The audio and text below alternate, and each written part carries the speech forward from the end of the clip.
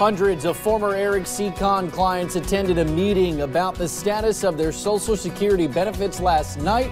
We will have more on what went down. New numbers show the instances of black lung cases in Southwest Virginia are climbing. We will have more on why. And there are new developments in a scabies outbreak at a West Virginia elementary school.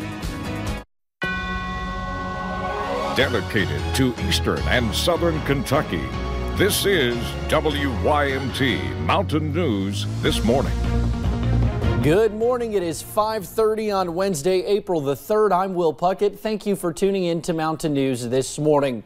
Well, it's a frosty start to your day, but it's not going to end like that. As Brandon comes in, he's going to give us a better rundown of what to expect. Brandon, good morning. Good morning, my friend. And we're looking at sun, we're looking at clouds, and we're looking at some patchy frost and patchy fog as you head out this morning. Let's take a look at the satellite and radar. Not a whole lot of cloud cover, though, so that's some good news for you.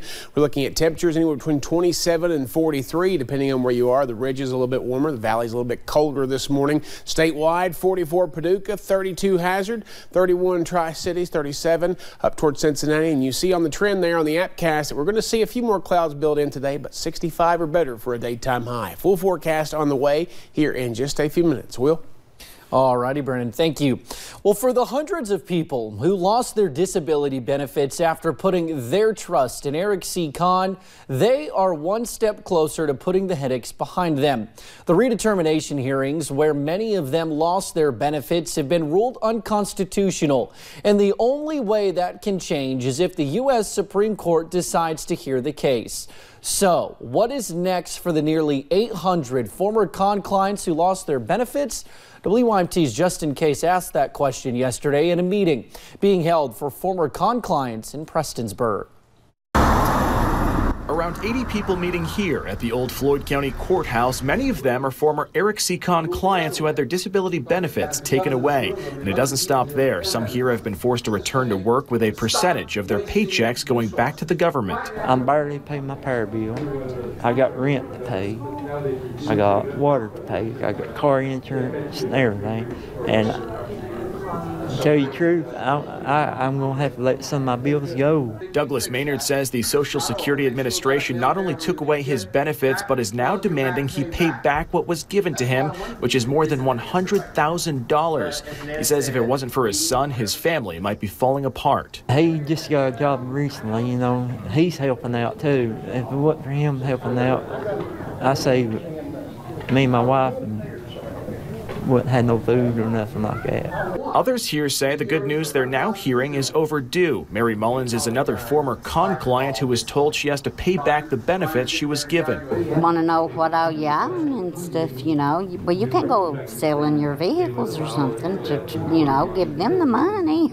And for Mullins, she says the last 4 years have been more difficult considering her husband is also unable to work. It's just, you know, it's an everyday thing because my husband's disabled too. With the ending to this mess potentially in sight, some here admit they let their minds go to dark places while the legal battles seem to never end. At one point, I can understand about the people who did take their own lives. I understand why they thought it would be better. While that was then, at least for now, people here are starting to feel cautiously optimistic. Now, Congressman Hal Rogers, who has been fighting for the men and women who have had their benefits taken away, gave an official statement yesterday. He said in part, "It is disheartening that Eric Kahn's heartless criminality continues to impact families and individuals in our region. But I am inspired by the tenacity of his victims and the pro bono attorneys who are fighting so hard for justice in the courts." Now, you can see the entire quote on our website over at WYMT.com. Well, a potentially deadly disease among coal miners is surging in Southwest Virginia, and health officials say new regulations could play a role in stopping it. John Robinson Jr. was just 47 when he was diagnosed with an advanced form of black lung disease known as PMF. Between July 2018 and February 2019, 70 new cases of PMF have been diagnosed at 2 Southwest Virginia black lung clinics. Employees estimate that is triple the cases they saw in earlier years. There was a decrease in the number of PMF cases after some dust regulations were instituted in the late 1970s. So we did see a decline of that, but we've seen a resurgence of that over the last few years. Now, experts say cost can be a barrier for minors seeking medical treatment. Officials with the clinic say they do offer options for the uninsured and underinsured. We will have more on this story in our 6:30 half hour. Well, staying with that topic, health care appears to be on the ballot in 2020. President Trump says he is pushing for a vote on the Affordable Care Act after the next election. The president's latest shift comes 1 week after his administration announced it would back a federal judge's ruling that the entire Affordable Care Act should be scrapped. Until then, the legal challenges against Obamacare will continue to make their way through the federal court system. Meanwhile, West Virginia Senator Joe Manchin weighed in on the health care debate yesterday on CNN. Here is what he had to say. My Republican friends and colleagues can't come up with a plan better than what we have. Why can't they just work with us and let's fix it? And the only thing I've said about health care, I said, Mr. President, why don't you be Mr. Repair Care? We'll call it Trump Repair Care. But the bottom line, Jake, we have 2 bills been sitting on Mitch's desk for over a year and a half. Now, in other health-related news, 2019 now has the second greatest number of measles cases reported since the disease was eliminated in 2000. 387 cases of measles have now been confirmed across the states by the Centers for Disease Control and Prevention. The CDC says the MMR vaccine is 93 to 97% effective at preventing the disease and recommended for children ages 12 months to 6 years old. Well, in Southwest Virginia now, officials with one elementary school continue to deal with the scabies outbreak. Holden Elementary School was closed Tuesday. Officials say a school employee called yesterday morning saying they could smell strong fumes coming from the chemicals crews have been using to clean the school. The Logan County School Superintendent confirmed officials are still looking into the cause of the outbreak. There is no word on if the school is closed again today. Well, the Appalachian Wildlife Foundation recently announced plans to add several new additions in Bell County, including museums, improved nature trails, and an open air and petting zoos. Officials say that will directly add 160 jobs, and the entire project is estimated to bring 2,900 jobs to the region. WIMT's Hannah Reynolds has the latest.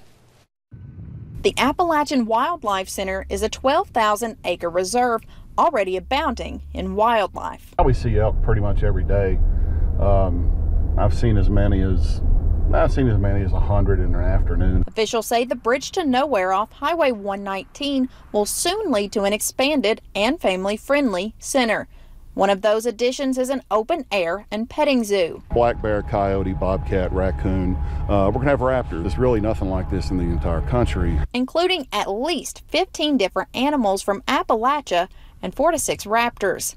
And the 80,000 square foot visitor center will be just as impressive. The main level is going to have 3 museums, a theater, a 300-seat restaurant, a gift shop, going to have an artisan's hall. Drawing an estimated 850,000 visitors a year, which will add an estimated $175 million impact on the region. The mission of this place is education, wildlife conservation, those types of things. All proceeds will continue the Appalachian Wildlife Foundation's mission through scholarships and other educational and conservational avenues.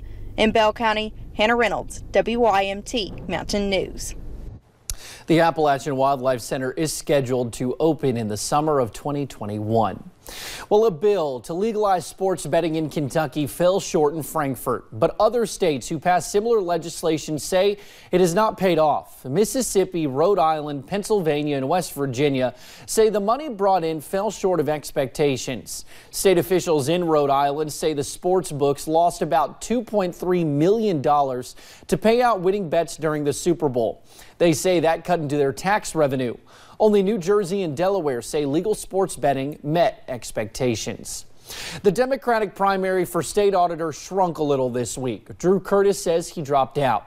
He says other commitments prompted his decision. 3 other Democrats will take their names to the ballot box: Kelsey Hayes Cooch, Sherry Donahue, and Chris Tobey. The only Republican in the race is incumbent Mike Harmon. Well, a student-led protest at the University of Kentucky is over this morning. Dozens of students camped out in the main building Monday night, asking the administration to see more diversity on campus, along with more steps being taken to help low-income and black students with food and housing insecurity. President Eli Capilouto met with the protesters yesterday, and they were able to reach a compromise. Well, the church in Floyd County continues to grow even after moving to a smaller building. More than 1 year ago, the St. James Episcopal Church moved locations due to a decrease in members. But that did not stop them from serving the community. They reopened their food pantry and their soup kitchen and added a thrift store. The pantry started at St. James in 1979.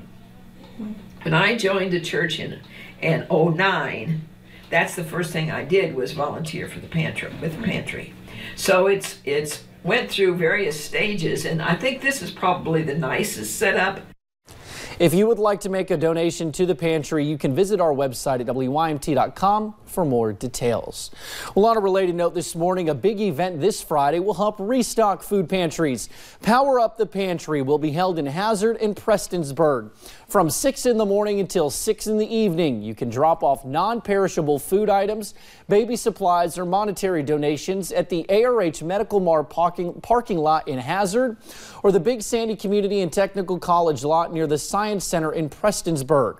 WYMT is among several businesses, colleges, and local governments stepping up and participating.